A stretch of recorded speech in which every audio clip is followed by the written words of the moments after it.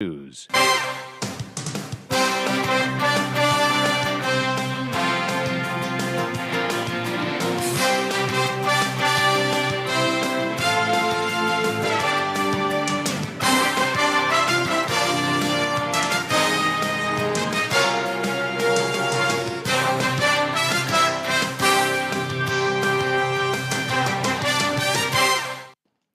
It's midday. Hello, good afternoon, and welcome to the Citi Prime News, which is live from our studios at number 11 Dr. Morton Loop in Adaraka, Accra. It's also live on all our partner stations across the country. The news is also live across the globe on citinewsroom.com, Citi 97.3 FM on Facebook, and CityTube on YouTube. I am Wilma Obuobi-Sakoma, and this afternoon I'm here with Caleb Kuda. Coming up in the next 1 hour, 16 people reported dead and 40 others injured following an accident at Gomwa Oyerekon on the Accra Cape Coast Highway. Na kabisiwasi asesi ekwanche mu ho anti dem wan say kabiji pine nipa titisi wo ma wudie bo.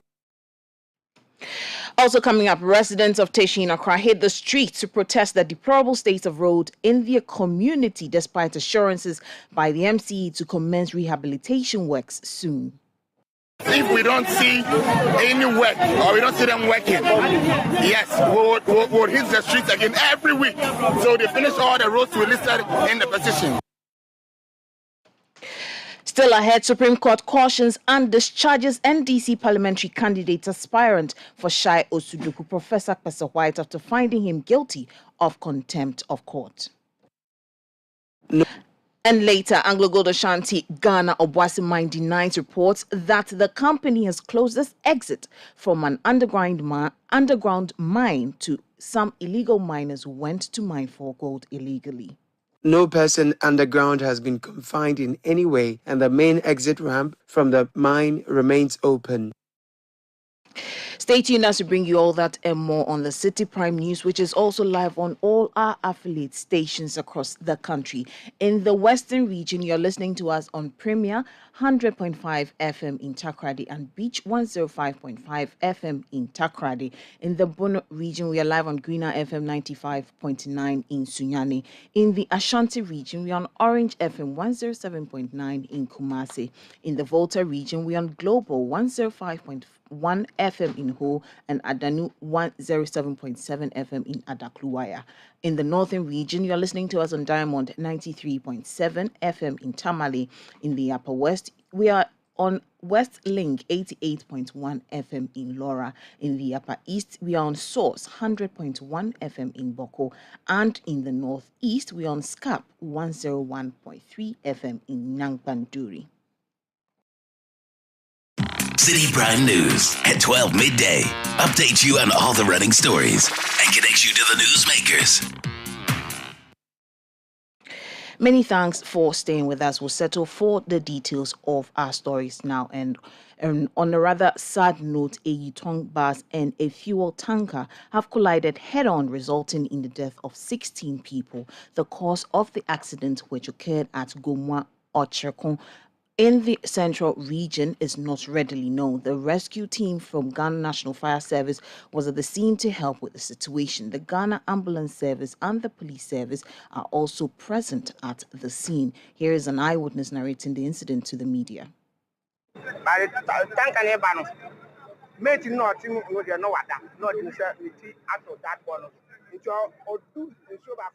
When the tanker truck was approaching, I saw the conductor and the driver doze off. It veered off the road. Shortly after, I saw the two cars crashing into each other. I was part of the rescue team that volunteered to retrieve the dead bodies. We took them to the hospital. We took 5 bodies, including a child. 7 others were put into a police vehicle. The tanker was coming from Accra towards the Winneba Cape Coast Road, while the VIP bus was coming from Takoradi heading towards Accra. And Winneba Cape Coast Road. And a VIP Nunsu, every Takoradi Road, and Accra. I made some calls to the stakeholders such as the police, the fire service, the ambulance. So when I got to the scene, we were already here and we were working. So we have to come on board to also provide some energy support in evacuating the people into the ambulances and the items that have been lost. We have to make sure that people that are around may not take advantage of the situation. It's important that we protect the properties of those that are still alive. So what I saw in brief is that people lost their lives and there were casualties that were rushed to the hospital, Winneba Hospital. And out there, seeing the pits, you can see leftovers, let me use that word, leftovers of body parts, which is unfortunate. At a point when we even got into the car to offload the items in the car into the police van so that it will be taken to the police custody, I saw body parts of human beings. Then I have to cover them so that I'll be able to step forward and retrieve the items such as monies and what have you before I give those items to the police.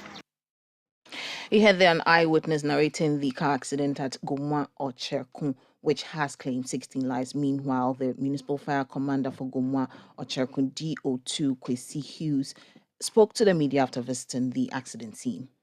When you misconduct yourself on this part of the road, because it is a long curve, and you know the road is good. So normally, this is where people try to test their cars and do overtaking and all that. I don't think that we should blame anything on anything. We should blame these things on the attitude of the driver. If you reach here and you get to know that this is a curve, a long curve, and you slow down and you drive as you should drive, I'm sure you will good to go. You get, because when we attribute some of these things to certain things like superstition or anything, it is the driver's attitude. You need to know where you are going and you need to reduce your speed. So if you want to test your car at the verge of oncoming vehicles, there will be an accident.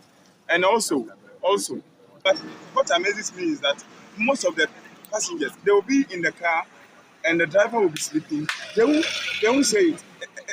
They will reach the barrier and not even prompt the policeman that our driver has been sleeping. So park him for him to rest for at least walk around for a while. That was the Municipal Fire Commander for Gomwa Ocherkun, DO2 Kwesi Hughes. We'll go over the phone lines to speak to a Central Regional Correspondent, Calvis Tete, who is on site. Good afternoon, Calvis. Many thanks for your time. A rather sad note there. Describe the nature of the accident to us. Well, it was not a good sight to behold this morning at around 5:14 a.m. when the incident happened. A U-turn bus which was heading to Bunuguram camp from Abidjan collided head-on with a tanker truck belonging to Goodness Energy, just around the Gomwa or Treku area. According to an eyewitness who I spoke to, who was actually who was just behind the U-turn truck, he eventually veered off the road at a point. So sometimes he honks at him to be in line. And he was following him right from a palm. So you could see that the driver was sleeping. So once in a while, this truck behind him, this vehicle behind him, honks to the U-turn driver to just be steady on the road. But unfortunately, when they got to Ocheku, the driver just used another route, so he didn't follow him again. Just a few minutes later, he heard there has been an accident. You know, the U-turn bus collided head-on. Apparently, the driver was sleeping, so he just went into the truck that was loaded with premix, from what we learned, which was heading to Mamport to offload, resulting in about 15 persons dying in the process. I also heard that an eyewitness says about 40 people were later conveyed to the various municipal hospitals, the Winneba Trauma and Specialist Hospital and the Winneba Municipal Hospital. As we speak now, fire officers have come to the scene. They have tidied up the place and then moved the truck to the Winneba Police Station to be parked there. Now, Calvis, we know the police are on site. What have they also been saying? Well, the police were actually saying one thing, that that stretch is noted for a lot of accidents, and that persons who use that stretch, particularly the drivers, should be careful when driving. They believe fatigue most of the time contributes to the accident on the stretch. So while they are using the stretch, in case they get tired, they should do the needful by parking on the shoulder of the road and then taking some sleep for some time before they can continue. They also want passengers who usually sit in these buses to also throw a word of caution to the drivers when they are overspeeding or they are sleeping. But then, and sometimes they should also report to the various checkpoints when they get where the police personnel are at the checkpoint. Report to them when there's something unusual happening in the bus, so that they can prevent things of such nature. The road has been cleared. Initially, there was a huge gridlock right from the Bumor Cheko Junction straight to the Winneba Junction, and then to even Kaswa, because no vehicle was moving for almost about 3 hours because the track had crossed the main section of the road, so cars couldn't get access to move from either end to move to either end. Sorry. So we are currently waiting for the regional municipal fire officer who is coming to site to also inspect and then tell us what is the next step. Now, finally, have families of these victims come to the site or probably even to the hospital to identify some of these bodies? Yes, I saw some family members around. Most of them were Liberians who reside in Budumburan camp. This bus that collided with the truck, the bus was from Abidjan. There were a lot of food items. Apparently, it was carrying persons who were traders who bring foodstuffs from Liberia to Abidjan to Budumburam camp. So they normally use this route to be doing business. So when we got to the scene, most of the things we saw were food items and then money. The police officers were on site to ensure that nobody takes anything in terms of valuable items such as money, because from what some of the officers told me, there were a lot of currencies around, dollars and other currencies where they were traded. So they ensured that nobody carried some of these things away, because some of the rest family members of these individuals who had died will eventually come back asking for these things. So they ensure that all is safe on the site. Well, thank you so much for that update. That was our Central Regional Correspondent, Calvis Tete, reporting or giving us an update on the Gomwa Ocheko accident that happened earlier this morning that claimed 16 lives. Now, we'll move away from that, and some youth have besieged the Obuasi East Assembly to demand the release of illegal miners caught up in the mining shaft. We would go over the phone lines to speak to Ashanti Regional Correspondent Hafiz Tijani to tell us more. Good afternoon, Hafiz. Many thanks for your time. Now, what can you report? So a while ago, some youth from Obuasi besieged the Obuasi East District Assembly to demand that the DC lead efforts to ensure that these miners who are caught up underground are brought out. So what we are learning is that there's a police or there are police officers stationed there. So as soon as you are able to come out from the shaft, they pick you to the police station. And the youth are saying that they do not have money to bill some of their friends and relatives who are there. Some of the relatives, the wives and sisters of these people who are caught up under the shaft, were also part of these people who came to the assembly. So they were saying that the DC should lead efforts to ensure that these people are out. So the DC and the police commander here say they are visiting the place and they will be talking to the Anglo Gold officials to get them to understand and bring these people out. But the youth were seeking some assurances from the authorities that they should give them some assurance that when these people come out, they are not going to be arrested and sent to the police station. So they have dispersed now. They are also going to the scene, and the DC and the police commander and other officials from the assembly have also headed to the place. So we are following up to find out what will happen and if the assurance given to the youth will be fulfilled. But what the company is also saying is that some of the miners are able to come out from the place, except that there are police officers there, and that is the fear the miners and the youth here were raising. Well, thank you so much. Okay, so what's the nature of the? Have you been to the site? Well, we are yet to go there. And are there police officers there? Well, that's a confirmation we got that there were police officers stationed, and in the morning there was a military deployment. When such incidents happen, the military people are being deployed, and they would augment the efforts by police to maintain order at some of these sites. So that was done in the morning, we are told. And we are told that the police officers are still stationed at the place. Well, thank you so much for that update. That was our Ashanti regional correspondent, Hafiz Tijani. Caleb will bring us more stories. We'll stay on this particular one, and the mining company Anglo Gold Ashanti Obuasi Mine has denied reports suggesting that the company has closed its exit from an underground mine to some illegal miners who had gone to mine for gold. A statement by the company said 7 of the illegal miners exited on foot yesterday and have since been handed over to the police. Here are excerpts of a statement released by the company.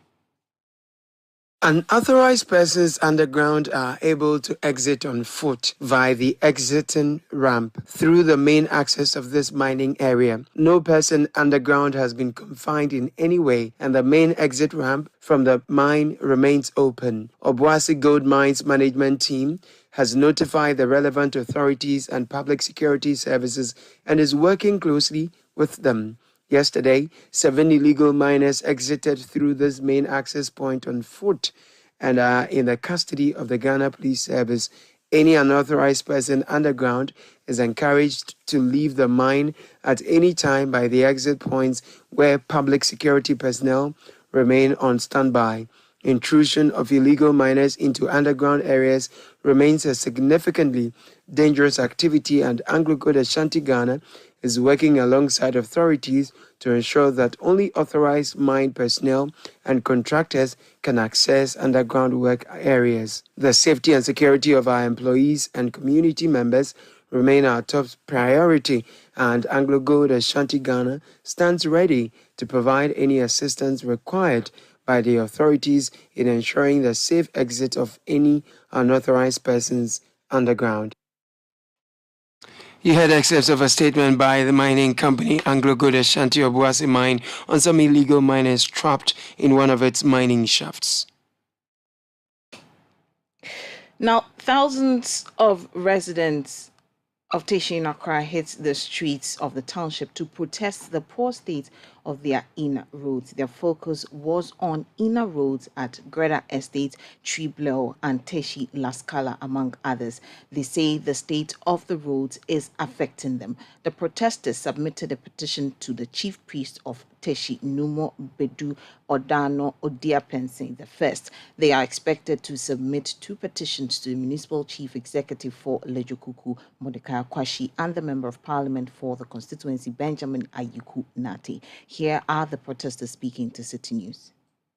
We want government to fix our road. That's all. Yeah. How bad the situation for you? The road is very bad. You can testify to yourself, right? It's very, very bad. We want government to fix the road. That's all. Yeah. Can't you take the assurance of the MC that the road let me tell you, the MC is the link between community and the central government. Right now, we need to voice out for government to hear us.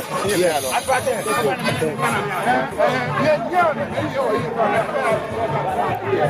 Roads are really, really bad, as you can see yourself.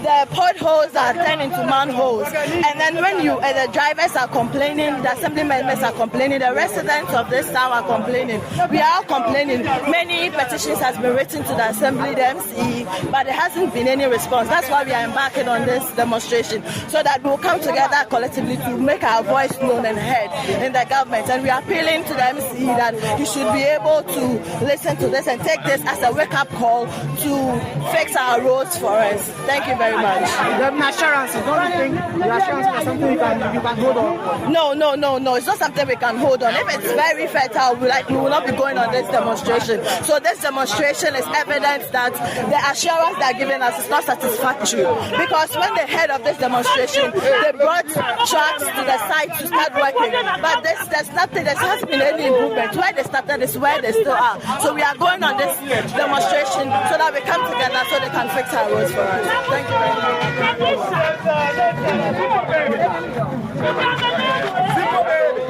The concern is about the roads. You know, we've said this and we are saying this again, that our roads are very bad. So we want them to work on the road for us.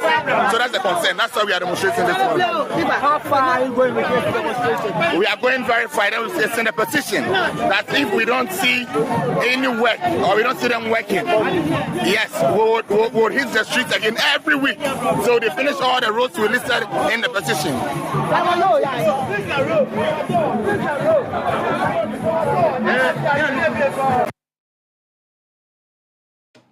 You heard there's some protesters from Teshi who are demonstrating over the poor nature of their roads. We'll go over the phone lines and speak to my colleague Kennedy Chumesi, who is with the protesters, to tell us more. Good afternoon, Kennedy. Many thanks for joining us. Now, tell us the nature of this demonstration. Basically, Roma, the protesters have a single call, which is the demand for rehabilitation work on their roads. They are protesting. The protest began early in the morning.